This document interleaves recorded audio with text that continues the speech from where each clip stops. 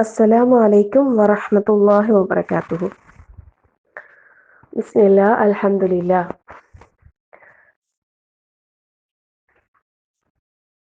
അള്ളാഹു സുബ്ഹാനഹു തആലക്ക് ഏറ്റവും ഇഷ്ടപ്പെട്ട കാര്യങ്ങളാണ് നമ്മൾ പറഞ്ഞുകൊണ്ടിരിക്കുന്നത് അല്ലേ. ഇന്നലെ നമ്മൾ പറഞ്ഞു അള്ളാഹുവിന് ഏറ്റവും ഇഷ്ടപ്പെട്ട 2 കലിമത്തുകൾ, അള്ളാഹുവിന് ഏറ്റവും പ്രിയപ്പെട്ടതും തുലാസിൽ ഏറ്റവും ഭാരം തൂങ്ങുന്നതും നാവിന് ചൊല്ലാൻ എളുപ്പമായതുമായ സുബ്ഹാനല്ലാഹി വബിഹംദി സുബ്ഹാനല്ലാഹിൽ അളീം. ഈ ഒരു ദിക്റിന്റെ ശ്രേഷ്ഠത ഒരുപാടുണ്ട്.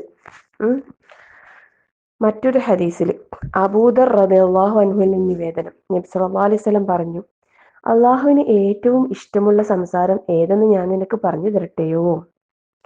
ഞാൻ പറഞ്ഞു, അള്ളാഹുവിന്റെ റസൂലേ, അള്ളാഹുവിന് ഏറ്റവും ഇഷ്ടമുള്ള സംസാരം ഏതെന്ന് എനിക്ക് പറഞ്ഞു തന്നാലും.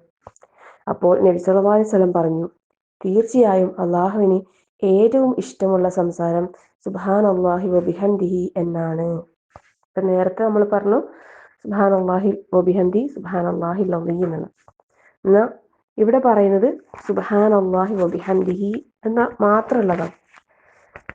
ഈ ഒരു വാക്ക് തന്നെ മറ്റൊരു ഹദീസിൽ പറയുന്നു, അബൂ ഹുറൈറ റളിയല്ലാഹു അൻഹു നിവേദനം, നബി സല്ലല്ലാഹു അലൈഹി വസല്ലം പറഞ്ഞു, ഒരാൾ സുബ്ഹാനല്ലാഹി വബിഹംദിഹി എന്ന് ഒരു ദിവസം 100 തവണ പറഞ്ഞാൽ സമുദ്രത്തിലെ പതിയോളം പാപങ്ങളുടെ ഉടമയാണെങ്കിൽ പോലും അവന്റെ തെറ്റുകൾ അല്ലാഹു തആല മായ്ക്കപ്പെടുന്നതാണ്, മായ്ച്ചു കൊടുക്കുന്നതാണ്.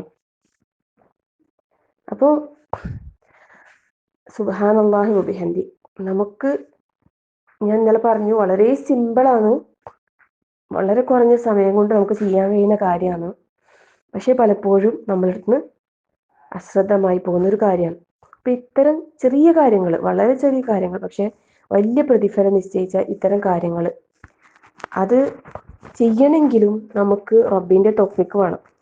റബ്ബിൻ്റെ തൗഫീഖ് ഉണ്ടെങ്കിൽ നമുക്കത് ചെയ്യാൻ കഴിയും. അപ്പം ഇൻഷാ അല്ലാഹ് എല്ലാവരും പ്രാർത്ഥിക്കുക, പ്രവർത്തിക്കുക, പരിശ്രമിക്കുക. അല്ലാഹു സുബ്ഹാനഹു വ തആല നമുക്ക് എല്ലാവർക്കും എല്ലാ ദിക്റുകളും ഓർമ്മയോടുകൂടി ചെയ്യാനുള്ള തൗഫീഖ് നൽകി അനുഗ്രഹിക്കുമാറാകട്ടെ. ആമീൻ.